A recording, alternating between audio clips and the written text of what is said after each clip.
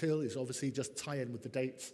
Then the permissions that you have, you can either preview the program, you just say it's available for preview.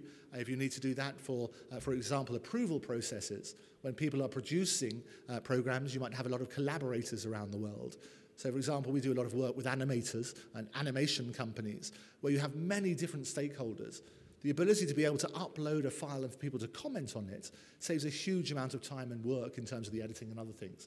You can obviously just download it, or you can preview and comment, or preview, download and comment. The choice is always dictated by the controller of the particular side. So everything's permission-based in terms of the guest as well. You can allow comments, you can download, you can preview, or you can upload. It depends on what you want to do. And the key is that everything is digitally fingerprinted, so you get massively full reporting. And as I say, the advantage is not just in terms of sales, but also in terms of the ability to say, okay, my content's been delivered by such and such a time and to such and such a person is really key. And again, that was one of the biggest problems that people had in terms of the approval processes, is that people would say, well, I never received the file. Well, the reality is you know when they've received it, exactly what time, because there's a digital fingerprint to tell you. And just in summary then, before the massive amounts of questions that I'm sure all of you are going to have, is the massive advantages then is that what happens is the whole thing is accessible globally. It does mean when you're traveling around in any country, in any place, you can access your material and you can control it on your digitally connected devices. You save money, so even though it's new technology which empowers you and is significantly better than the traditional methods, you're actually saving huge amounts of money. And as I say, you've also got the opportunities of opening new revenue streams. In addition to that, we talked about security. There's actually greater security. The biggest risks in when various pirate sites used to get movies and things like that, they very often came from DVDs or tapes which were out there. Very few would, if you've got the appropriate encryption, would be able to be ripped from the internet on that sort of basis. We benefit, as we talked about, with fast upload and download, and 100 times as quick as FTP, so really, really powerful on that sort of basis. You can do online previews with or without downloads. We talked about that. And the ability to add comments, as I say, massively saves both time and money. Statistical reporting means you know when everybody's done anything, and you've got massively on that sort of side. But perhaps the most important thing of all, and which will flatten that learning curve, is that it's a fantastic user experience. If you make things easy, people will come. And we work on that sort of basis. Now, what I'd like to do finally is, for the people who've all watching at home and for Discop as a birthday celebration, is we can enable people, if you'd like to sign up for a limited period of time, we're giving a free account for every Discop member, so you can play around with cloud technology, see how easy it is. So please go to www.octopus.tv, sign up for your free account, and then we'll enable you to do that. But in the meantime, if anybody has any questions, thank you very much for all of you for staying. And again, thank you to Discop for inviting me. It's always been a pleasure. And I know how much work goes into these sort of sides. And I'm delighted that not only the people in the room, but we do have the long tail afterwards. And look forward to any further questions that you may have. Thank you very much. You sound bigger with bigger applause.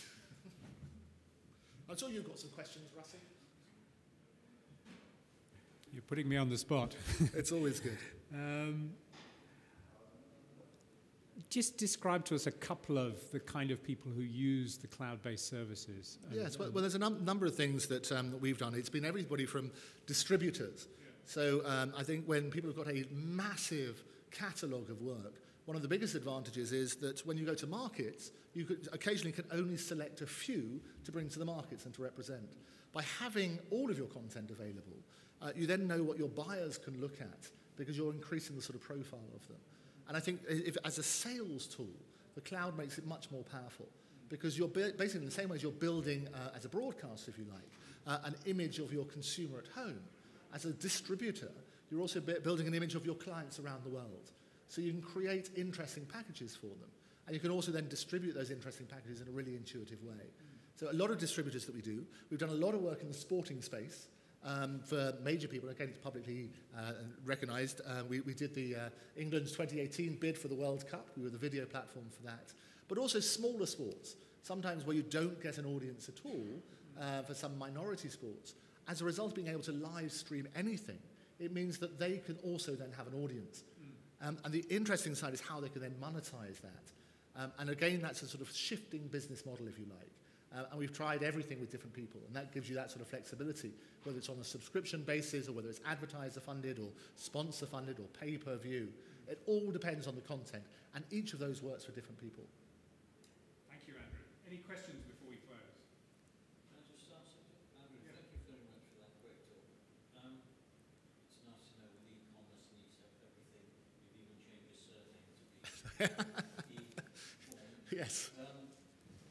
Geoblock. Could you just explain that? It's a major issue. Yes. Protection of content for everyone. Thank you very much. Hopefully you caught most of that. I did. It was an excellent question about geo-blocking.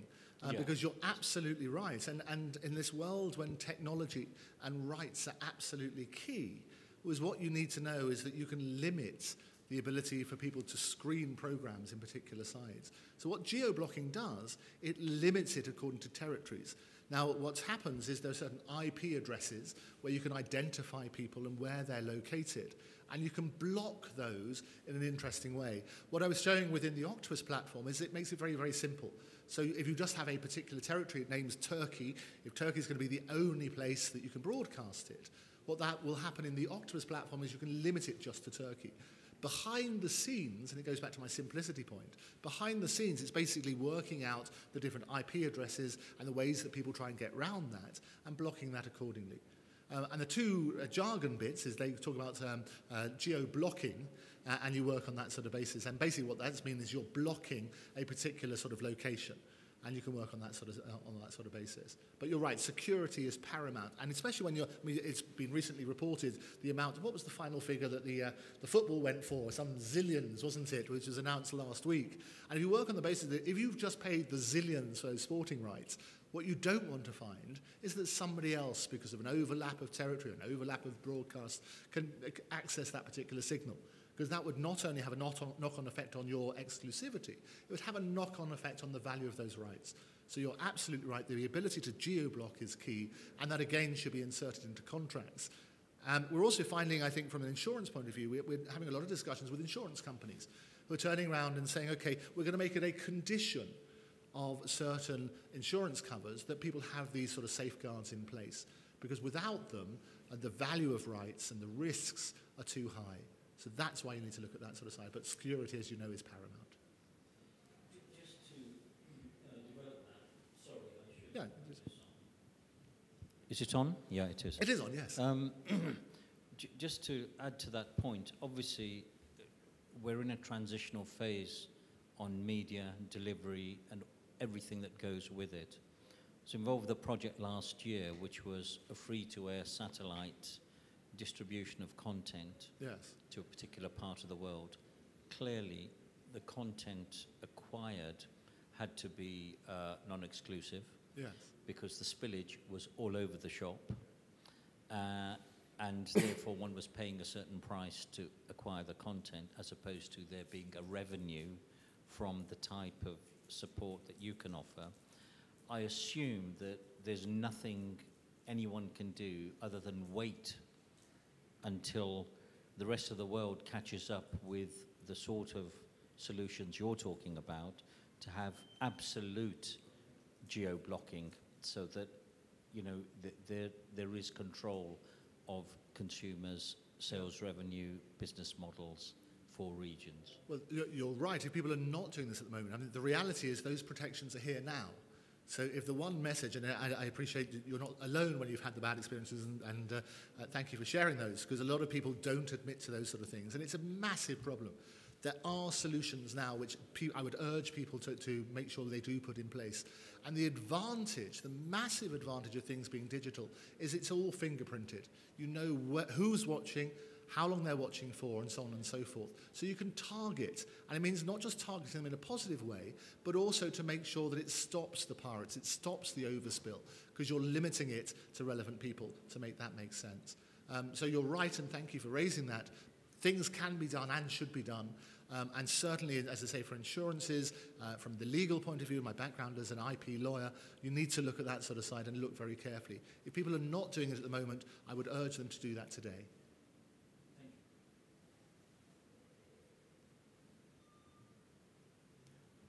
Andrew, thank you very much indeed. It's a pleasure. Thank you very much. The end of the day. Good to see Thank you. you. Well done for the end of the day. Thank you very much indeed. Thank you.